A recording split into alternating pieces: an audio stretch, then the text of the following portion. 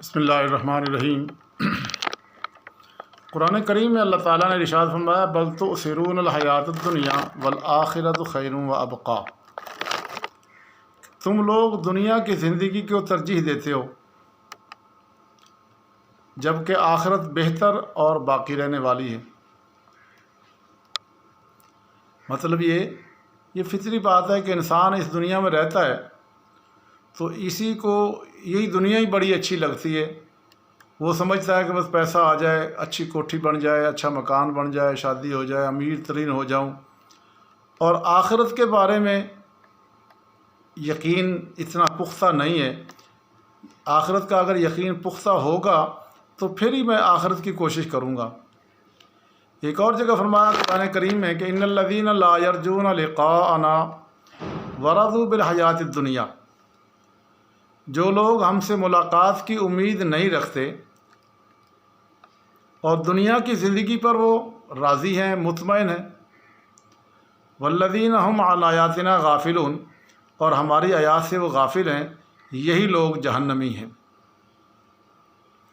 اچھا، دنیا کی زندگی میں مطمئن ہونے سے مراد کیا ہے؟ وہ سمجھتا ہے میرے پاس پیسہ آ گیا ہے، کوٹھی بن گئی ہے، بہت اچھی جاب لگ گئی ہے، بچے بھی اپنے اپنے کاروبار میں اب میں بڑا مطمئن ہوں۔ آخرت کے بارے میں میرے دل میں خیال نہیں آتا کہ میں یہ سب کچھ تو آج مر گیا تو دوسرا دن تو میرے کو پوچھے گا ہی نہیں، آخرت کے لیے کیا کر رہا ہوں۔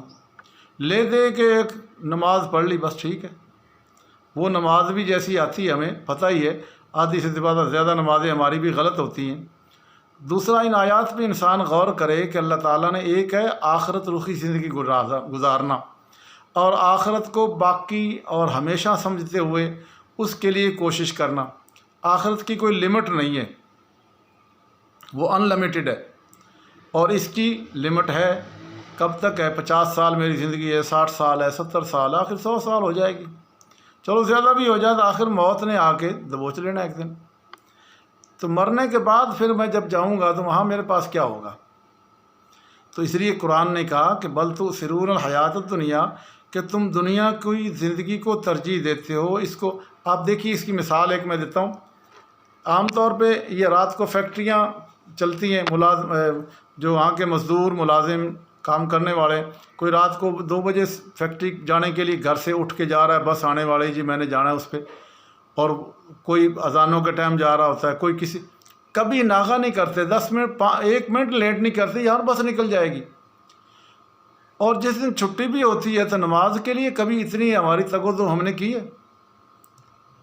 صبح اٹھ کے بھی چلو آج میں نے جماعت کے ساتھ نماز پڑھوں، یہ بھی کبھی نہیں سوچا ہی نہیں رہے گی تو رہے گی، کوئی پرواہ۔ ہاں، نوکری کی ایک دن غیر حاضری ہو جائے تو کتنا دکھ ہے، اور نماز رہ جائے ایک نہیں، ساری زندگی کی نمازیں رہ گئی، پرواہ ہی کوئی نہیں۔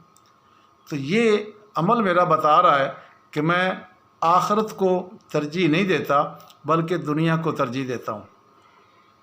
اور دوسرا یہ کہ جس طرح فرمایا ان الذین لا یرجون لقاءنا ورضوا بالحیات الدنیا، کہ دنیا کی زندگی پر وہ مطمئن ہو گئے، اللہ کی ملاقات یعنی آخرت کا ڈر ہی نہیں ہے کہ میں نے مرنا ہے اور اللہ کی بارگاہ میں کل کو حساب دینا ہے۔ ملاقات سے مراد کوئی اللہ تعالیٰ سے ملاقات کیا ہے؟ وہ یہی ہے کہ میرا اللہ مجھ سے پوچھے گا تجھے اتنے سال زندگی دی، حدیث میں آتا ہے کہ اللہ تعالیٰ بندے سے پوچھے گا، بندہ ہوگا اور اللہ ہوگا، درمیان میں کوئی ترجمان نہیں ہوگا۔ اللہ تعالیٰ پوچھے گا میرے بندے میں نے تجھے 50-60 سال زندگی دی، اس میں تو نے میرے لیے کیا کمایا؟ سوچے، اور یہ 5 فٹ کا وجود میں نے تجھے تندرست توانا دیا تھا، اس وجود کو بوڑھا کر کے کن کاموں میں لایا ہے؟ بتا، وہ زندگی کہاں خرچ کی، اور یہ وجود کو پرانا کس کام میں کیا؟ تیرے پاس جو علم تھا تو نے اس پہ عمل کیا کیا؟ اب سمجھے کہ میرے پاس علم تو میں نے تو نہیں، علم سے مراد کیا ہے؟ آپ جانتے ہیں، ہر بندہ ہی جانتا ہے نیکی کیا ہے، بدی کیا ہے، گناہ کیا ہے اور نیکی کیا ہے، اور جنت کیا ہے، جہنم کیا ہے، دنیا کیا ہے، آخرت کیا ہے، ہر بندہ جانتا ہے۔ یہ جانتا تو ہے، اس کو عملی زندگی میں لائے۔ اگر میں آخرت کو مانتا ہوں تو پھر آخرت رخی زندگی گزارتا کیوں نہیں؟ مومن وہ ہوتا ہے جو ہر کام کرنے سے پہلے اپنا آخرت کو دیکھتا ہے کہ یہ کام مجھے آخرت میں فائدہ دینے والا ہے یا نقصان دینے والا ہے۔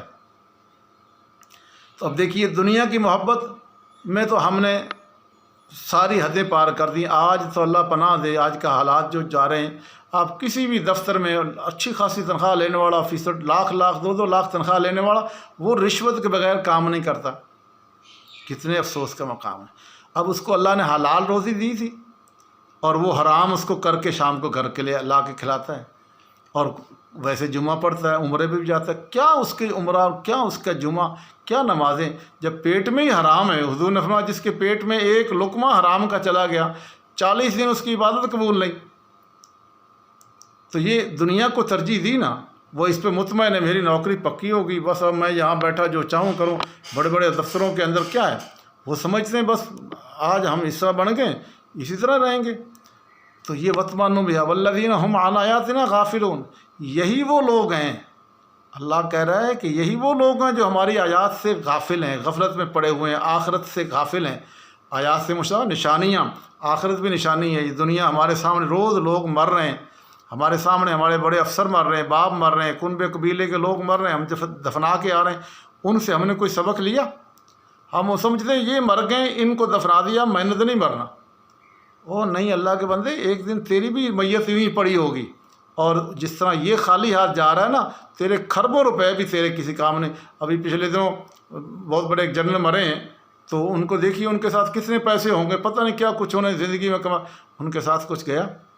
اس سے پہلے فرعون، حامان، شداد، بڑے دنیا کے بادشاہ گزرے، ان کے ساتھ کوئی گیا ہے آج کل لے گیا ہے جو تو لے کے جائے گا؟ یہی آیات ہیں۔ آیات سے مراد اللہ کی نشانیاں، یہ ہمارے سامنے لوگ مرتے ہیں، یہ اللہ کی نشانی ہے۔ اس پہ ہم نے سبق کیا لیا ہے؟ تو غور کریے، سوچنا چاہیے کہ ہمارے رجحانات، ہماری سوچ آخرت رخی ہے۔ ہم جہنم کو بھاگ کے لے رہے ہیں، جہنم کو پیسے لگا کے خرید کے لیتے ہیں، اور جنت مفت ملتی ہے نہیں لیتے۔ اللہ تعالیٰ عمل کو